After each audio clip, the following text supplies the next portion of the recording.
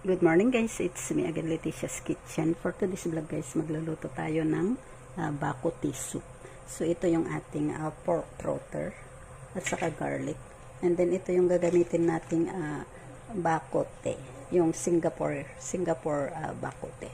So ito yon at saka ito yung laman niya guys. Ayan.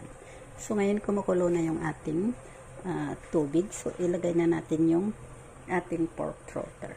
Saka yung pork trotter natin guys ay na-i-blanch ko na ito, nilinis ko na yan. Ayan, malinis na yan. So ilagay na natin sa ating sabaw. Ayan. At ilagay na rin natin ang ating bacote pack. Dalawa ang gagamitin ko. Ayan. And then yung ating garlic, ilagay lang natin sa sa bag. Dito natin ilalagay. So, ayan guys, ilagay na natin. Bali, hawak natin ang cellphone, kaya isang kamay lang tayo. Hindi natin mahawakan yung bag ng garlic.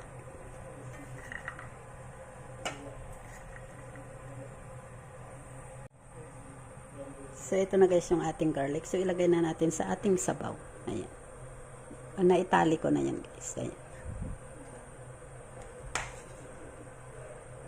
Ayan, so pakuluan lang natin ito ng matagal guys, mga siguro ito 40 minutes.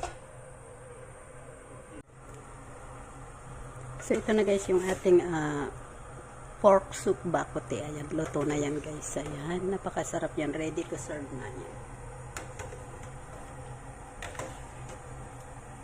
Wow, so ito na rin yung garlic. Ayan.